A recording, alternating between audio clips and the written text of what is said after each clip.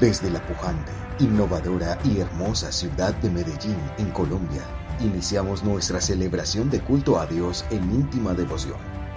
Íntima Devoción es una iglesia que cree, obedece, vive y proclama los efectos transformadores del Evangelio del Señor Jesús. Esta es una transmisión simultánea por nuestro canal de YouTube, Facebook e Íntima Devoción Radio. Descarga gratuitamente nuestra aplicación en las tiendas iPhone y Android. Sean todos bienvenidos. Capítulo 17, versículo 6 del libro de Jueces, dice la palabra del Señor. En aquella época no había rey en Israel. Cada uno hacía lo que le parecía mejor. Ay. Y ahora vamos al capítulo 21, al final ya del libro de Jueces. Capítulo 21. Y vamos a leerlo todos al mismo tiempo, al unísono. Leamos este texto. Capítulo 21, versículo 25. ¿Estamos listos para leerlo? Bien fuerte, mis amados hermanos. ¿Sabe que cuando la iglesia se escucha, no solamente hay regocijo en medio de nosotros, sino que esto regocija a Dios, y más si estamos recitando la palabra? Entonces lean conmigo, mis amados hermanos. En aquella época no había rey en Israel. Cada uno hacía lo que le parecía mejor. Amén y amén. Hace 8 días tuve la oportunidad de compartirles la palabra del Señor, posiblemente en términos muy fuertes, no tanto porque yo viniera a desahogar mis emociones aquí, ustedes saben muy bien que les amo, sino más bien como un llamado de atención para que pensemos y traigamos a nuestra mente la realidad que estamos viviendo en nuestra sociedad. A veces leemos estos textos en Jueces y vemos que no había rey en Israel y cada uno hacía lo que bien le parecía. Cuando la palabra del Señor dice que no había rey en Israel, se está refiriendo al pueblo de Dios.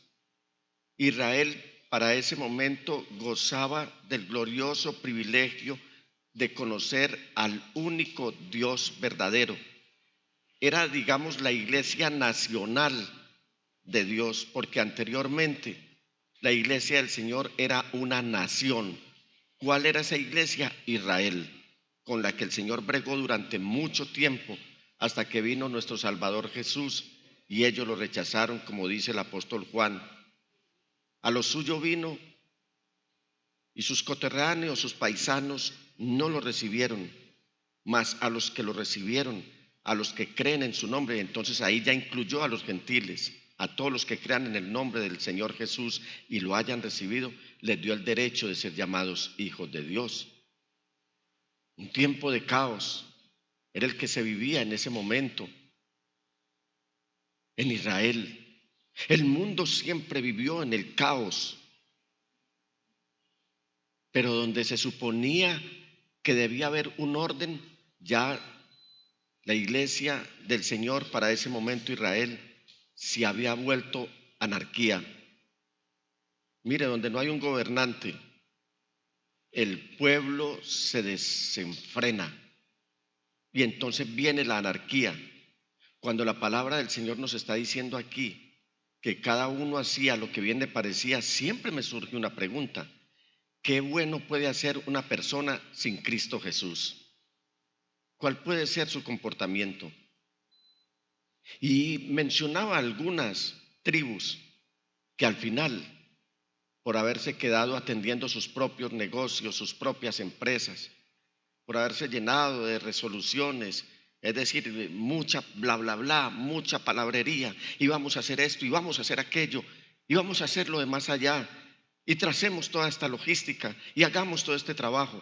Se la pasaron haciendo eso y nada más, nunca ejecutaron nada de lo que habían dicho.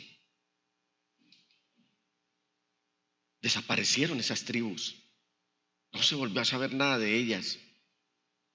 pero quedaron otras tribus que sí estaban haciendo muchas cosas para que el pueblo de Dios, la iglesia nacional en ese momento, no fuera a declinar. Y es lo que nosotros estamos haciendo como pastores. Constantemente le pregunto al pastor, ¿él con qué intención predica la palabra de Dios? Y me gustaría que vinieras por un instante acá y te tomaras 1 o 2 minutos y nos dijeras con qué intención traes tú la palabra del Señor, no solamente para ti, para tu familia, sino también para la iglesia. ¿Qué pasión te produce esto? Inclusive algunos actos esporádicos de gastritis y demás. Buenos días. Dios les bendiga. No, eso está sucio. Bueno, son varios deseos al predicar la palabra. El primero es que ustedes sean formados en la fe. Y esa formación los va a hacer estar firmes. Seamos sinceros, estar firmes en la fe no es fácil.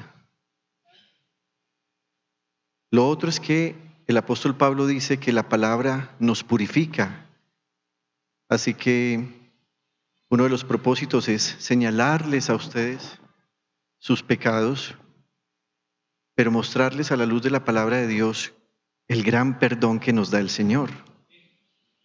Ahora bien, digo señalarles sus pecados, pero no acusarlos porque en últimas, antes de yo poder mostrarles sus pecados, el Señor me señala a mí.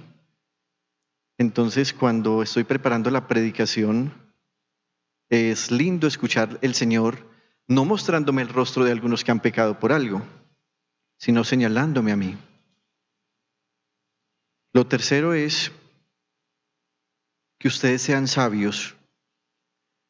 El apóstol Pablo le escribe a Timoteo e inclusive a Tito y les dice que él anhela que ellos sean sabios para la salvación. Ustedes saben que son salvos por gracia, pero hay otro nivel, y es que esa salvación además traiga sabiduría. Qué bueno uno ser salvo sabiendo de qué y por qué. Hay gente que es salva en el último instante de su vida. Y bueno, gloria a Dios por esa salvación, con tal que alguien no se condene. Pero qué bueno cuando uno tiene expectativas de caminar un buen tiempo mientras pasamos a la eternidad y saber que va a caminar sabiamente. Ahora bien, les diré 2 cosas que no pretendo con la palabra del Señor. No pretendo ser vanidoso con la palabra del Señor. Cuando a ustedes les llega un mensaje y ustedes me dan las gracias, luego, en secreto, hoy le digo al Señor, Señor, yo solo fui un mensajero, es tu palabra. Así que a ti sea la gloria, es tu historia. Y la segunda cosa que no pretendo es depositar en ustedes una fe falsa. Algunas personas no saldrán de la pobreza, algunas personas no sanarán. Así que les digo lo que sí puede pasar, y es que Jesucristo con su palabra les limpie, les salve y les haga sabios. Dios les bendiga. Amén, gracias.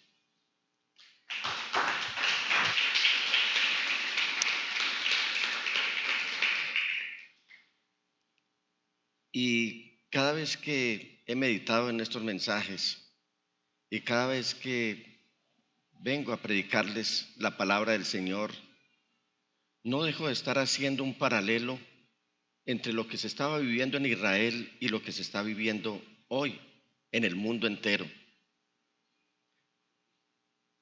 Hoy les quiero presentar el mensaje, la victoria del Señor, segunda parte, la condición de Israel ayer y la condición de la iglesia hoy. Y me llama mucho la atención que después del libro de Jueces sigue el libro de Ruth, un libro en el que se nos está inicialmente relatando que hubo hambruna en el mundo. Dice el versículo 1, porque este libro de Ruth es la continuación de la historia de los jueces. Y dice el versículo 1, en el tiempo en que los caudillos gobernaban el país, hubo allí una época de hambre. ¿A dónde? En Israel. Y es lo próximo que viene. ¿Usted ha pensado en lo que es tener hambre? Suelo decirle a algunos hermanos, ¿y por qué no lo saben? No por rechazo, que no digan que tienen hambre, sino que tienen apetito o que tienen fatiga o simplemente deseo de comer. Pero hasta hoy yo le doy gloria a Dios de que la iglesia del Señor no ha pasado hambre. Hambre es no tener alimento, ni para hoy ni para mañana. Como lo dice el rey David, joven fui y he envejecido, y no he visto justo desamparado, ni su descendencia que mendigue pan. Va a llegar la época de hambre. Y he comentado con algunos hermanos, miren, acabamos de pasar pandemia, en la que mucha gente perdió el empleo, en la que mucha gente perdió dinero, en la que mucha gente tuvo pérdidas significativas.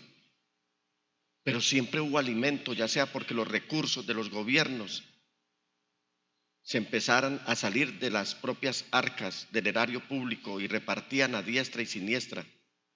Y ahora lo que nos viene es una época de recesión económica como consecuencia de la pandemia. Esto tiene a los gobiernos del mundo temblando, mientras que los pueblos aún no saben lo que le viene al mundo entero. Sin embargo, porque no quiero pasar aquí que les estoy presentando un mensaje lleno de terror.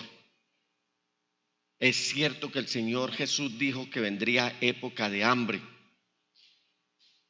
pero también Él dijo que nunca nos faltaría con el sustento que Él ha provisto desde sus propios cielos, porque Él nos alimentará con lo mejor del trigo, pero si nos mantenemos fieles al Señor con la identidad de ser llamado pueblo de Dios. En medio de este caos, porque yo quiero que nos metamos a la historia, que nos vamos en la máquina del tiempo y nos metamos en la historia de lo que se estaba viviendo en el tiempo de los jueces. Me gusta mucho esta versión que dice caudillos, porque el Señor nombraba caudillos transitoriamente, 11 hombres y una mujer, que venían y sacaban al pueblo de afugias, los defendían de sus enemigos, pero volvían y desaparecían. No había rey. Una cosa es ser un caudillo, otra cosa es ser un líder, totalmente distinto, aunque parecido en el significado. Pero no había rey. Hoy tenemos gobernantes, algunos de ellos gobernando, pero sin la autoridad de Dios. A veces nos equivocamos al decir que no, que es que toda autoridad proviene de Dios y creemos que todo el que está en el poder está fungiendo su ejercicio gubernamental con autoridad. No. Y es ahí que cuando un hombre está gobernando un país y tiene la autoridad de Dios, Dios confirma todo lo que esté haciendo. Así este hombre no sea de las simpatías de los pueblos.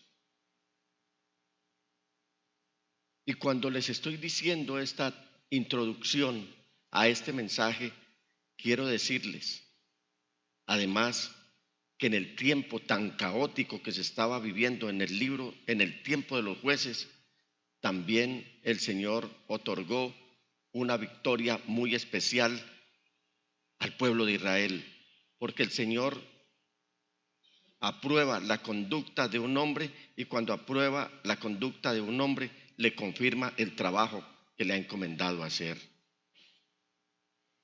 Les he llamado la atención para que lean especialmente, es decir, lean todo el libro hasta el capítulo 21 y de hecho toda la palabra del Señor. Pero al leer los capítulos 4 y 5 de los Jueces, encontramos que aunque hubo tribus que desaparecieron y fueron derrotadas, también hubo tribus que alcanzaron el éxito en medio de esa situación tan caótica, de la anarquía que se vivía en aquella época. Tuvieron éxito aún contra sus enemigos. ¿Cuáles eran los enemigos en ese momento de la historia de Israel? Jabín, el rey cananeo, y un general recalcitrante, arbitrario, un general malísimo, un general torturante, un general violento, que no tenía escrúpulos ni reparos por deshacerse de los enemigos, llamado Sísara. Entonces, cuando usted lee el poema de Débora, que fue una juez en Israel, ahí en el capítulo 5 de Jueces, se da cuenta que ella está resaltando lo que fue el fracaso de unas tribus, pero también el éxito de otras tribus.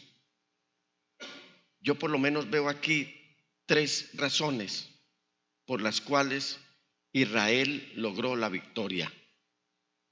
¿Cuáles son los hijos de Dios que hay aquí que quieren ser victoriosos? ¿Cuáles son los hijos de Dios que hay aquí que en alguna vez se han visto derrotados, pero que quieren ser victoriosos, que anhelan la victoria? Pero la victoria del Señor, porque la victoria en las manos del Señor está. Les aconsejo, lo primero que deben hacer, como lo hizo Israel, algunas tribus de Israel en su momento, es que se ofrezcan al Señor sin dudar. Ofrézcanse sin dudar. No cavilen, no titubeen, porque a todas estas, ofrecerse al Señor sin dudar es la misma razón por la que todo creyente puede tener éxito en su caminar con Cristo. Así es como una iglesia puede permanecer fuerte y efectiva. Así es como una iglesia puede permanecer en íntima devoción con el Señor. Así es como una iglesia puede no tener miedo a orar y los enfermos ser sanados, a orar por la fortaleza de los hermanos, a que nos miremos los unos a los otros como realmente somos, como hermanos, como hijos de Dios. He visto aquí una damita esta mañana que creo que alcancé a conocer a su mamá cuando estaba en embarazo todavía, si no muy recién nacida. Como todas las jóvenes y como todos los jóvenes, alegres, vivaces, audaces, y para mí es muy grandioso poder ver cómo esta niña, contra viento y marea, ha venido aquí con su saxofón a servir al Señor. Así es que se tiene éxito, sirviendo al Señor sin dudar. Veo por allí otra joven que recuerdo muy bien el primer día que vino a la iglesia. No sé si está por ahí o fue a clase. Mariana Cano. La llevaron a clase. Ya está colaborando en inglés infantil, que hace que esta niña llegó a la iglesia y ya hoy está colaborándonos en la iglesia infantil. Está en comunicaciones. Pastor, tú que guardas tan buena memoria, ¿me puedes recordar personas que están sirviendo al Señor y que han dicho, me ofrezco sin dudar al servicio al Señor? El hermano Robinson Muñoz, Juan Pablo Pérez, Carlitos Orrego. Me ha bendecido mucho ver a Cristian Betancourt con su esposa en estos días. Están esperando el bebé, la bebé en cualquier momento puede nacer, y toda la semana han estado actuando aquí en la iglesia, trabajando, toda la semana.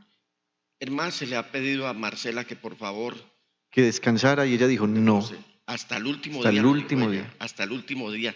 Eso es ofrecerse sin dudar para servir a Dios.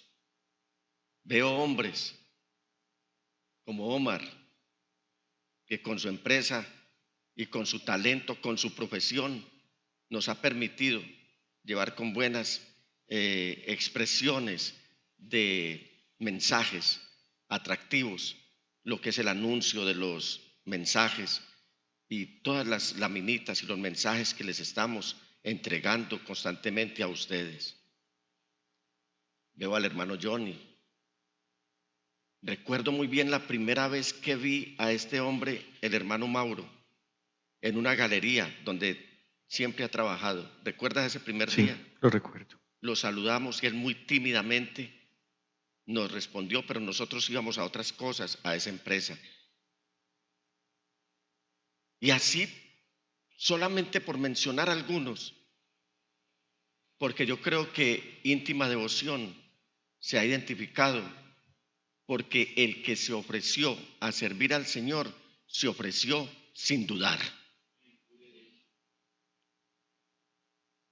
Puso sin ninguna condición su vida en el altar del Señor y le dijo: aquí estoy para servirte, Señor.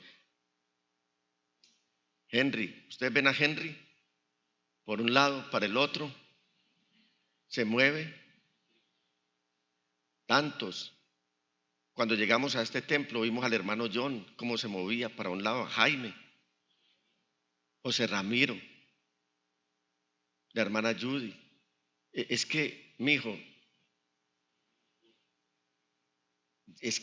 y ahorita voy a hablar de algunos hermanos como la hermana Margot, como el hermano Hamilton, cómo nos apoyaron aquí, usted hermano Juan y su familia.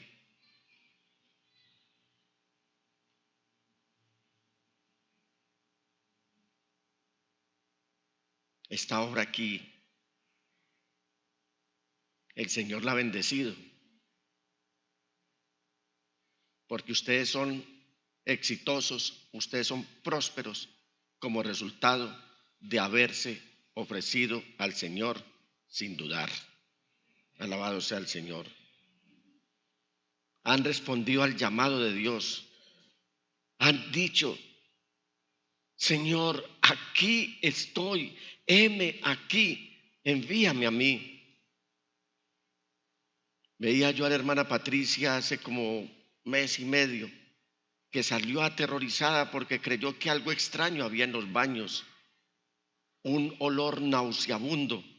Ella se encontró algo en el baño y es natural donde hay una comunidad, pero yo decía, hasta para esto ha traído personas el Señor para servirle a Él, para asear los baños y decir: soporto todos esos olores por servir a Cristo Jesús.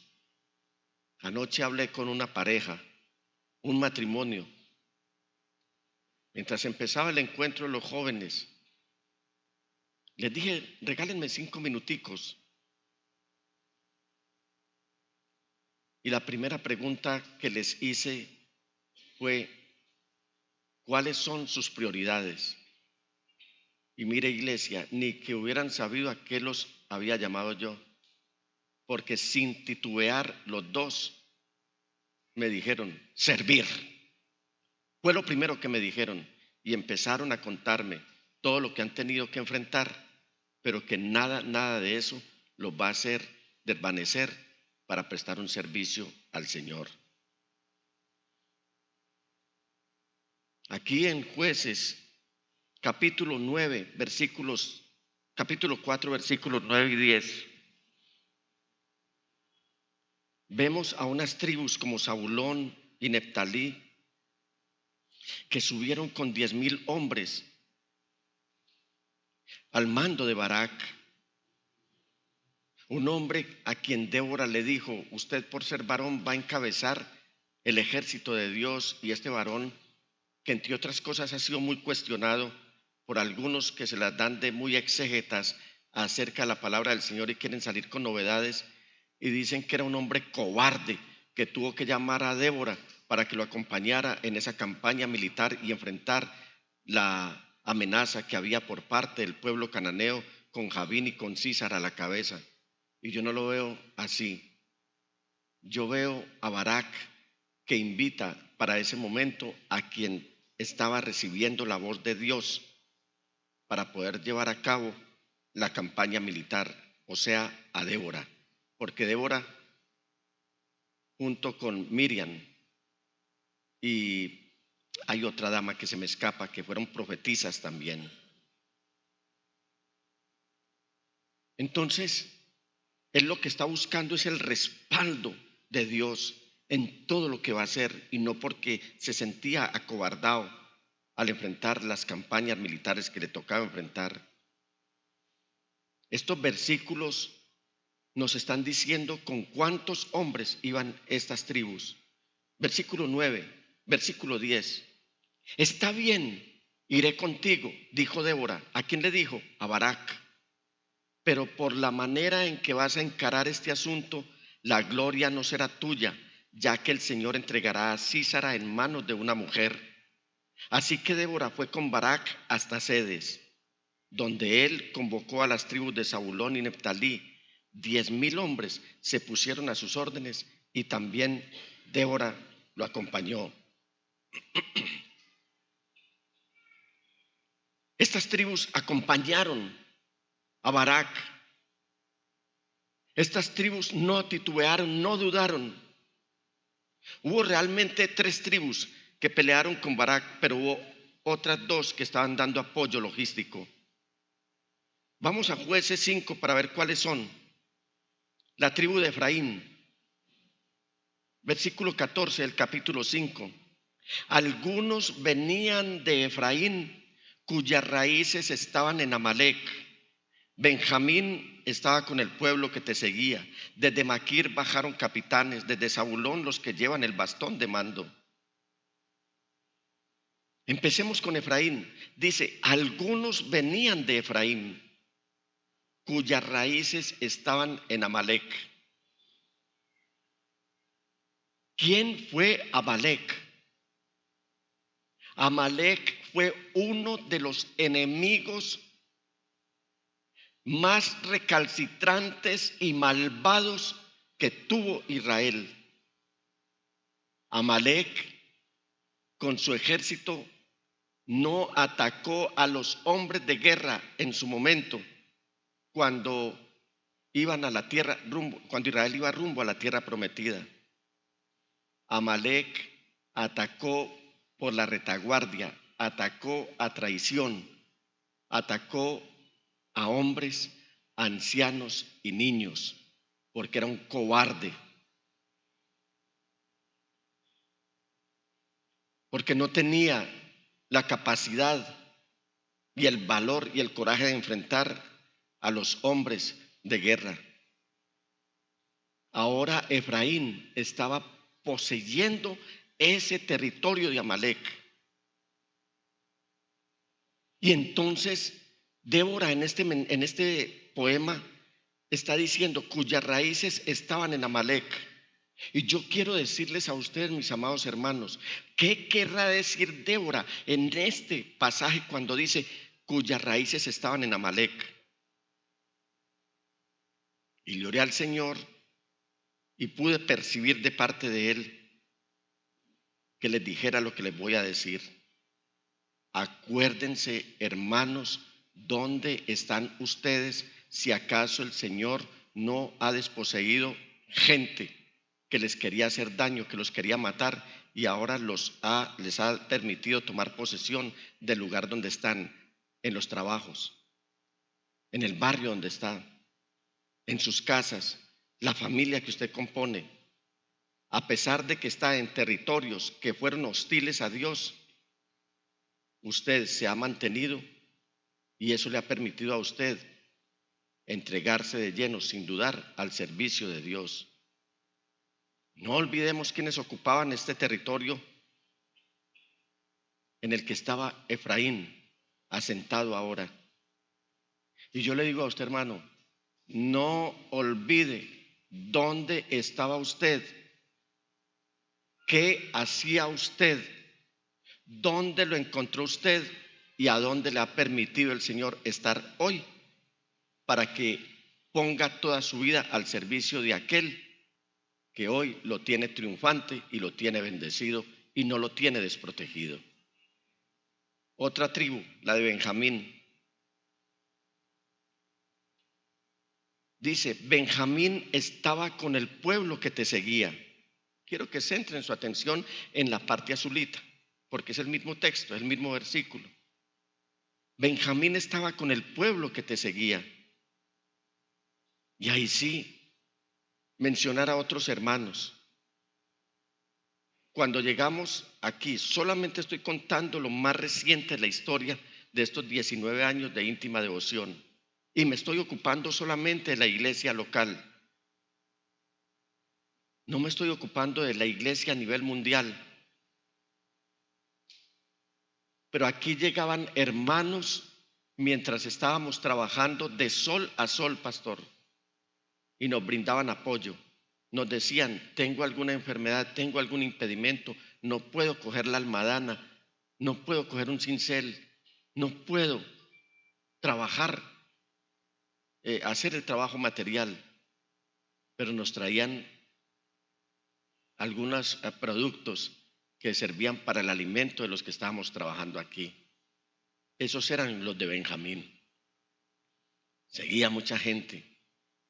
Y menciono a Margot, menciono a Hamilton.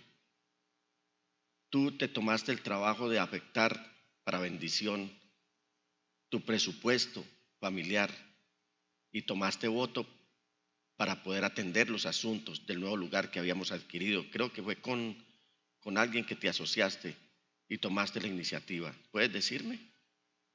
¿No recuerdas? Pero callado. ¿Sabe, mi hermano?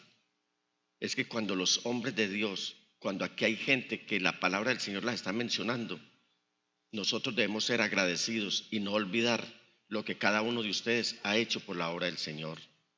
Si por mí fuera, tendría aquí una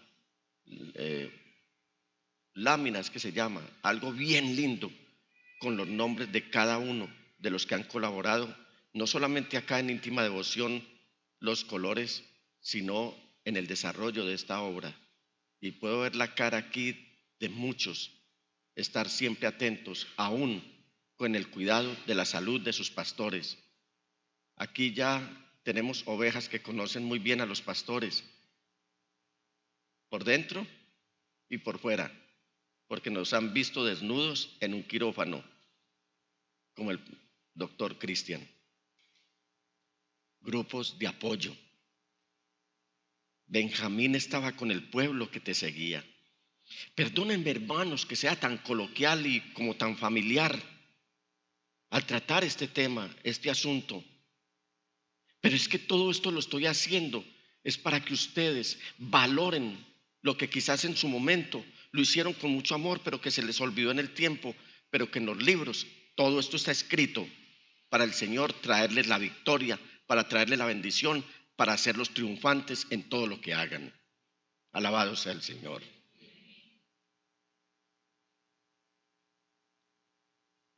Luego sigue la tribu de Isaacar.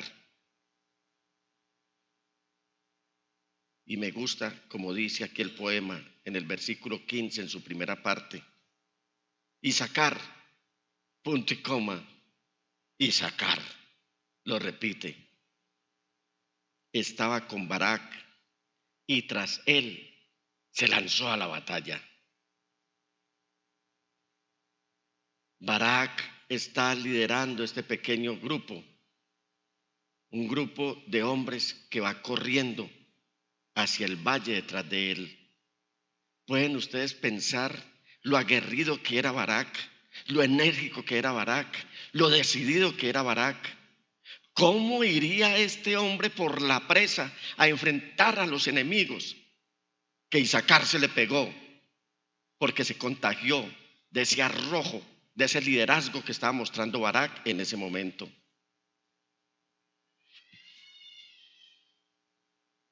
Si ustedes están corriendo a Cristo, quiero decir hacia Cristo, es porque ven el trabajo incansable de quienes están liderando como pastores en esta congregación. Luego sigue la tribu de Zabulón, versículo 18. Zabulón arriesgó la vida. ¿Qué hizo Zabulón? Arriesgó la vida. Y frente a la sociedad en la que estamos viviendo, eso sonaría como, es que esos no se amaban, esos no valoraban su vida, entonces no les importaba nada, esos eran unos suicidas.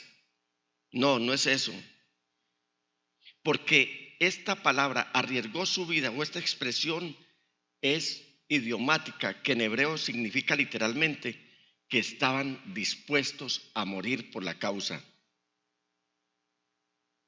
¿No era eso lo que escribía el apóstol Pablo cuando dijo: con Cristo estoy juntamente crucificado y no vivo ya yo, sino que Cristo vive en mí, y lo que ahora vivo en la carne, lo vivo en la fe en el Hijo de Dios, el cual se entregó y murió por mí?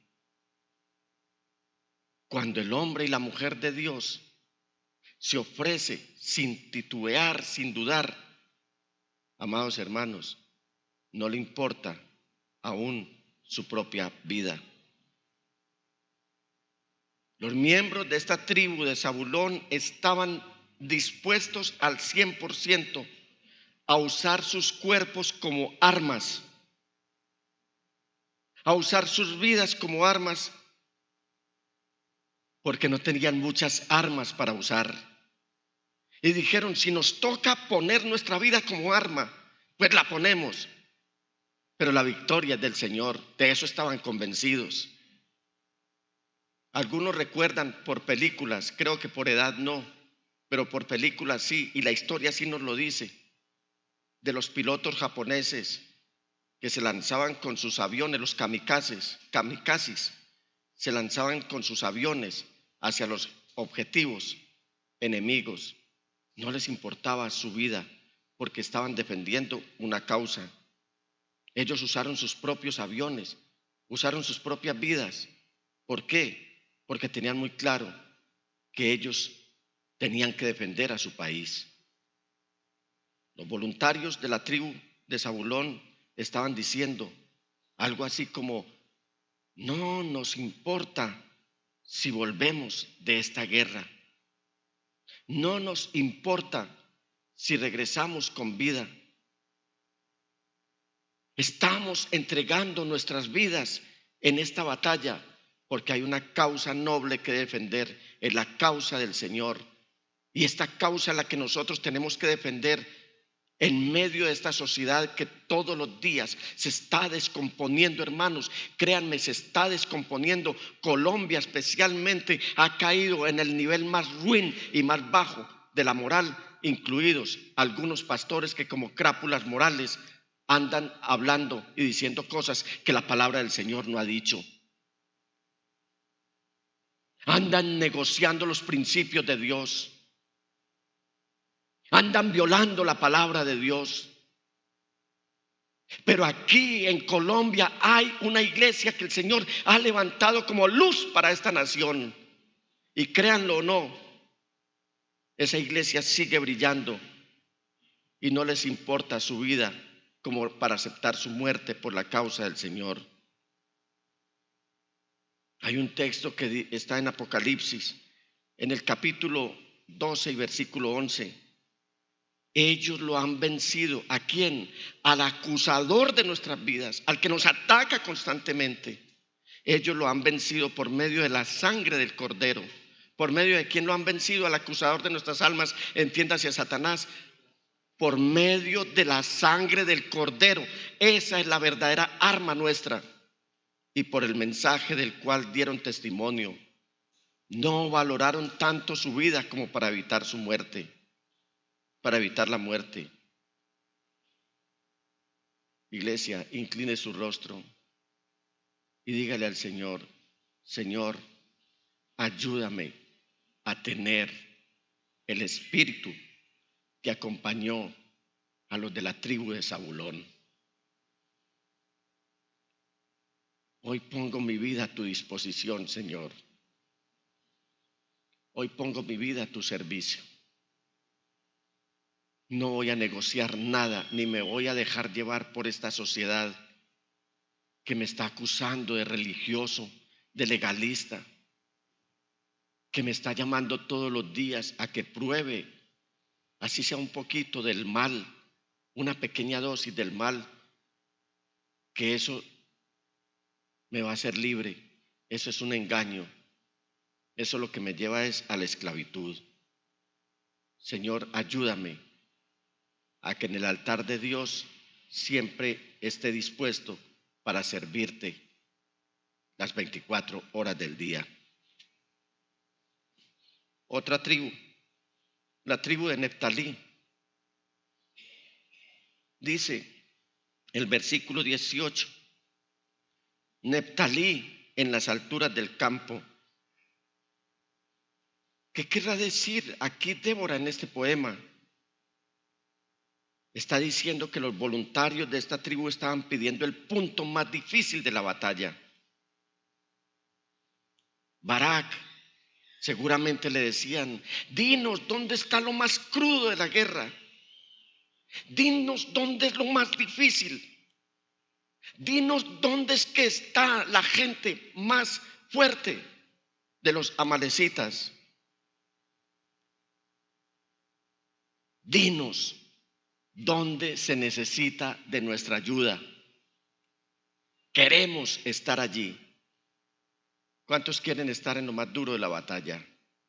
¿Cuántos quieren estar en lo más duro de la batalla? Eso fue lo que hizo Neftalí. ¿Qué fue lo que motivó a estas tribus a hacer algo como esto?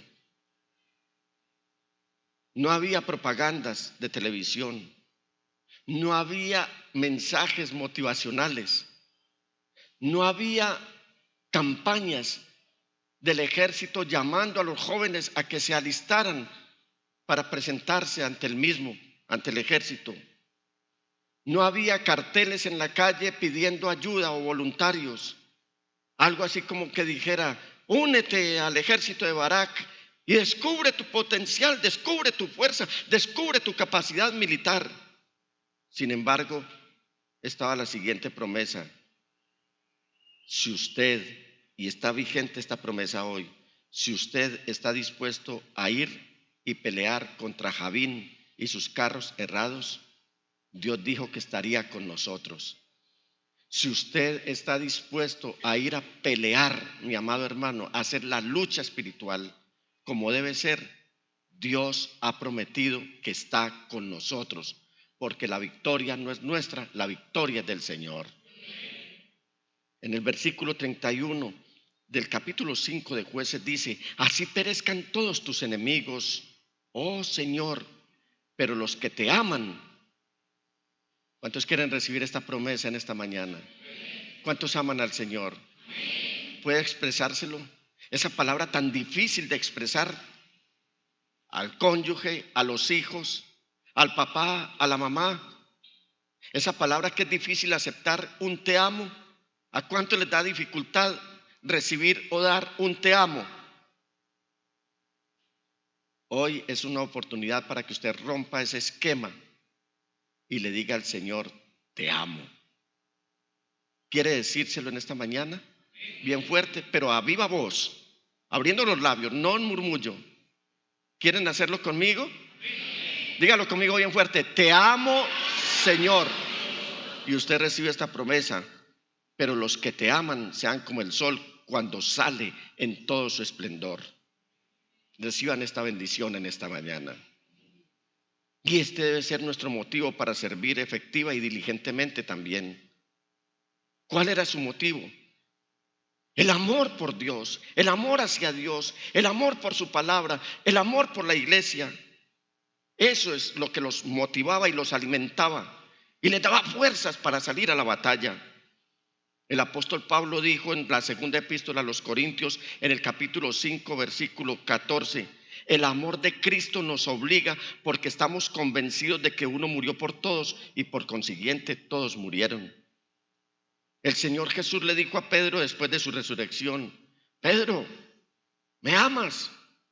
Y Pedro sí le respondió, sí, Señor, más o menos te amo. Eso está muy de moda hoy en la iglesia, en el cristianismo. Hoy la respuesta cuando el Señor está preguntando, ¿me amas? Muchos están diciendo, sí, Señor, más o menos te amo. Jesús, el Señor, ¿sabe qué le respondió? Pastorea mis ovejas, apacienta mis corderos. Es interesante saber que el Señor Jesús no le preguntó, Pedro, ¿sabes cómo apacentar mis corderos? ¿Sabes cómo pastorear mis ovejas? El Señor no le preguntó eso. Tampoco le dijo, Pedro, ¿tienes algún título en ganadería? ¿Has salido de alguna facultad de zootecnia o de algún lugar donde tengas capacidades para manejar ganado o para manejar la dosis en la nutrición de los animales o nada de estas cosas? Tampoco le está diciendo, Pedro, ¿qué experiencia tienes en tu hoja de vida? No, el Señor Jesús le preguntó, Pedro, ¿me amas? Iglesia, Jesús, el Señor, te está diciendo, si me amas, estás calificado para servirme. Si me amas, estás calificado para servirme. Y ahora sí, ¿cuántos aman al Señor? ¿Cuántos quieren servir al Señor? Pienso que la razón por la que muchos cristianos no se ofrecen para servir a Cristo Jesús es porque tienen un afecto pero religioso para el Señor. Da a pesar como muchos se acercan a las iglesias a pedirle al Señor, no porque lo aman, sino porque tienen afecto y preferencias religiosas para el Señor. Les gusta venir a la iglesia el domingo y sienten cosas lindas por Dios, pero del lunes al sábado Dios a duras penas se les cruza por alguno de sus pensamientos. Estas tribus amaban a Dios y es maravilloso ver que las vidas de personas como estas los motivaba para el servicio a Dios.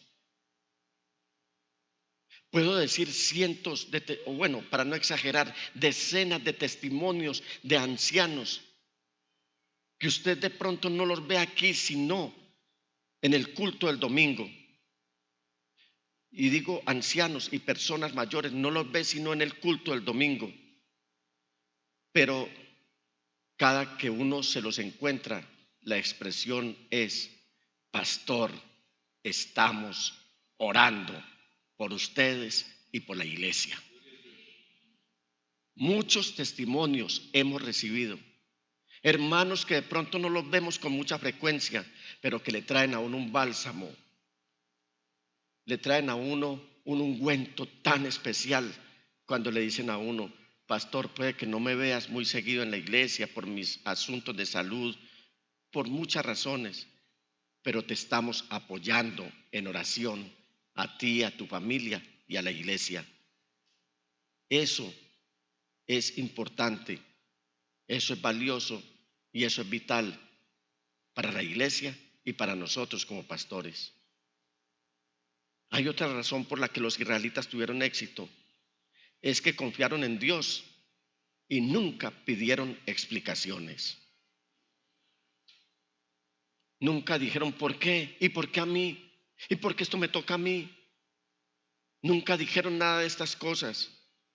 Simplemente depositaron toda su confianza en Dios. Esta batalla toma lugar en el que conocemos como el Valle de Jezreel. Y esto incluye, según lo puede usted leer ahí, la orilla o la ribera del lago Quizón.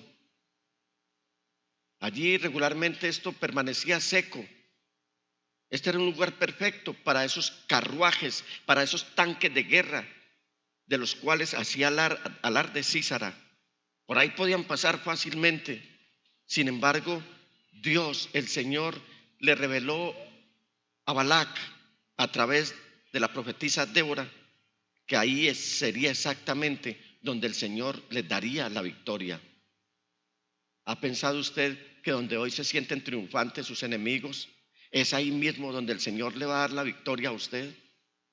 Ahí donde se burlan de usted, ahí donde lo humillan en su trabajo, ahí donde están persiguiéndolo en su vecindario, ahí donde le montan competencia en su empresa, es ahí donde el Señor le va a dar la victoria a usted, porque el enemigo se siente confiado por todo lo que tiene a la vista. Nosotros tenemos que confiar en Dios, porque Él nos permite ver con visión espiritual lo que Él tiene preparado para quienes nos hemos ofrecido para el servicio a Él, confiando sin nunca pedir explicaciones.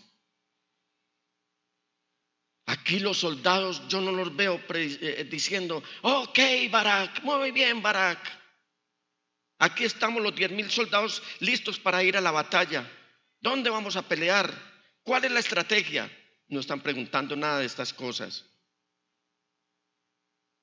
Ellos se están apropiando del lugar más difícil, de lo más crudo de la batalla, ahí donde lo están arriesgando todo. ¿Hay alguien aquí que tiene una espada para pelear? ¿Hay alguien aquí que tiene una espada para pelear? Iglesia, ¿hay alguien aquí que tiene una espada para pelear? ¿Cuántos tienen una espada para pelear en esta mañana? Esta es la verdadera espada para librar la batalla, y esta es la que nos permite confiar permanentemente en el Señor, constantemente en el Señor. Ese es el plan de batalla, la palabra del Señor. Y si vamos con una Biblia, mis amados hermanos, si nos ven con una Biblia en la mano para enfrentar esta lucha, esta que nos infunde la confianza en el Señor, sería como si un ejército llevara pistolas para enfrentarse a otro ejército que viene con tanques de guerra, que viene con Mirage, que vienen con F-16, que vienen muy bien armados. Pero vuelvo y le repito, la batalla la libra el Señor por nosotros, porque la victoria es del Señor. Yo no veo aquí en este relato bíblico que ninguno de los 10,000 dijo, no, esto está como muy difícil, me voy a devolver para la casa. Otra razón es que los israelitas le dieron toda la gloria a Dios. Cuando usted obtenga una victoria, hermanos, cuando usted obtenga un triunfo, cuando usted vea que la mano del Señor lo sacó del pantanero más horrible, cuando usted vea que viéndose rodeado por ejércitos y por enemigos muy poderosos, usted salió triunfante, nunca se le olvide que si algo ha logrado en la vida, lo ha logrado es por Dios. Por lo tanto, la gloria se le debe dar a Dios. ¿A quién le debemos dar la gloria? ¿Quiere darle gloria a Dios en esta mañana?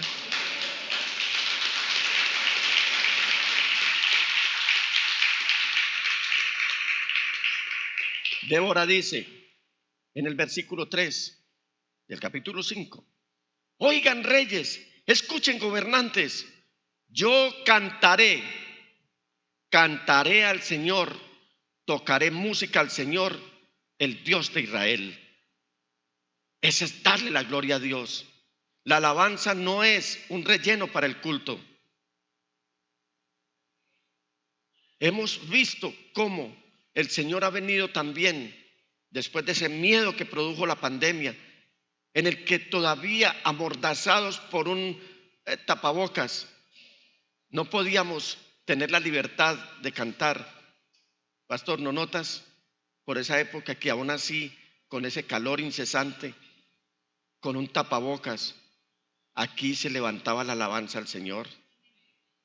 Y no has venido notando que ya se está apoderando nuevamente la libertad de poder cantar sin el tapabocas, y hoy lo estamos haciendo a viva voz, y se oye la iglesia, pero se oye como si grupos de ángeles, al vernos tan alegres, quisieran unirse y decir, me uno a la alabanza en medio de esa iglesia, porque esa iglesia realmente por medio de la alabanza le está dando la gloria a Dios. Alabado sea el Señor.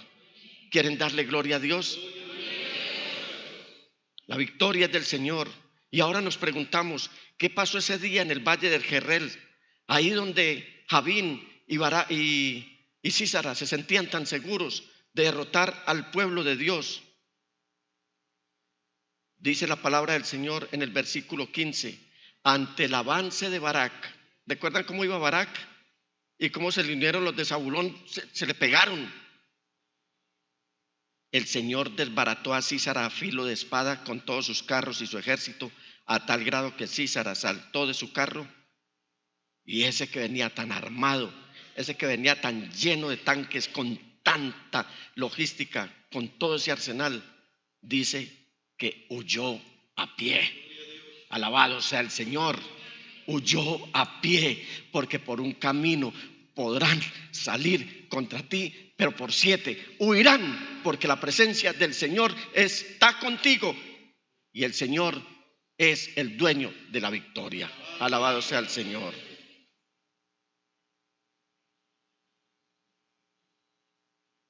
En Jueces 5, 19 y 21, Débora nos va a dar la explicación de por qué este hombre tan armado, Sísara, huyó a pie.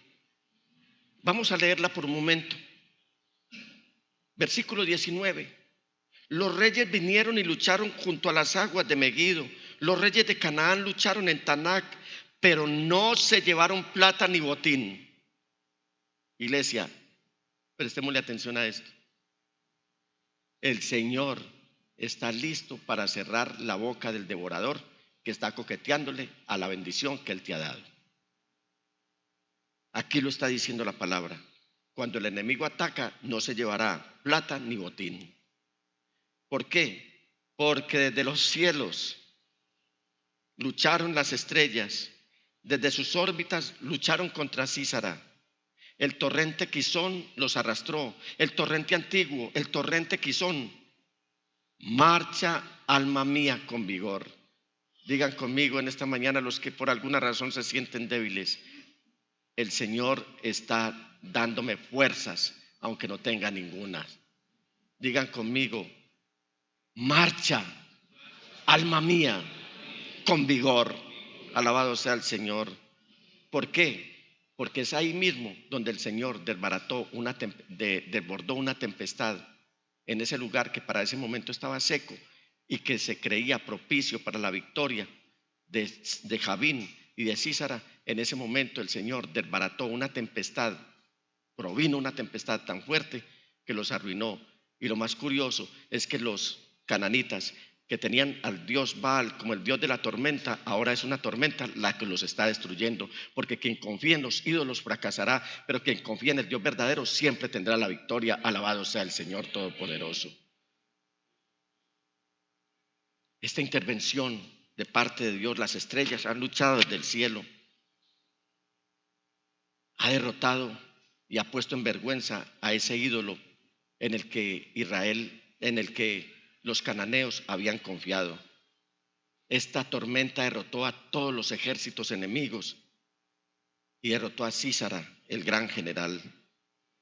Dice la palabra del Señor que se cumplió eso que había profetizado Débora, de que Sísara iba a morir a manos de una mujer. Veámoslo.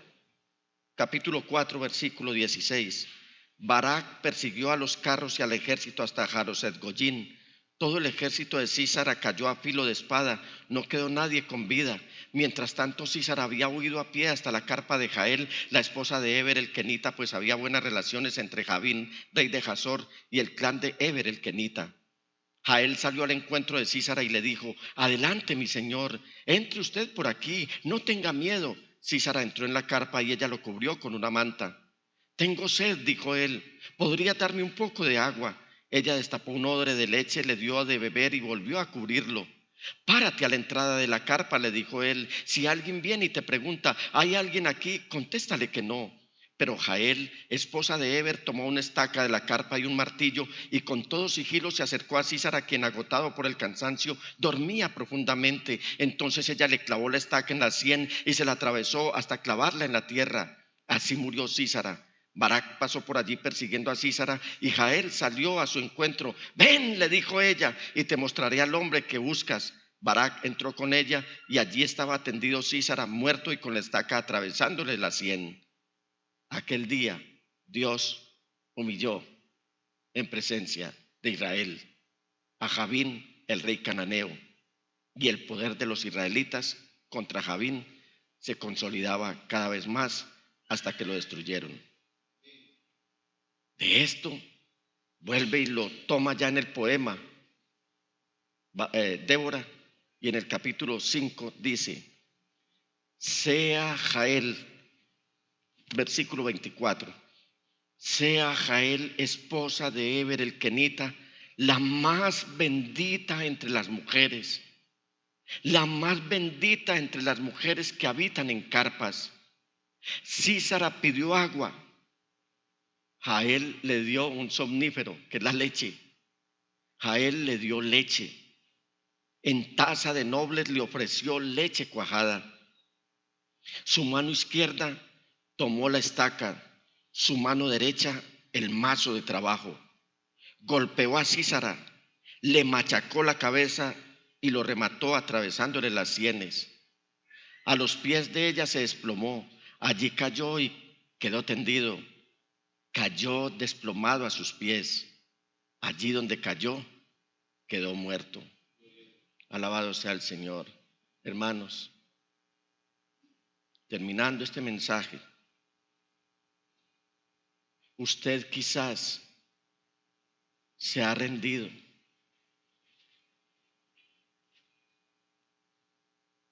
y piensa: yo he intentado tantas veces y no he podido ganar. Sé de muchos aquí o de algunos aquí que han intentado muchas veces salir adelante en algo y no han podido. Seguramente no han obtenido lo que han buscado. Seguramente usted está diciendo: voy a seguir yendo a la iglesia, voy a tratar de ser un buen papá, una buena mamá, una buena persona, pero no me gusta cómo se ven esos enemigos que yo tengo. No me gusta esa batalla espiritual y esta vida de confiar en Dios, así que simplemente me voy a quedar en mi barco.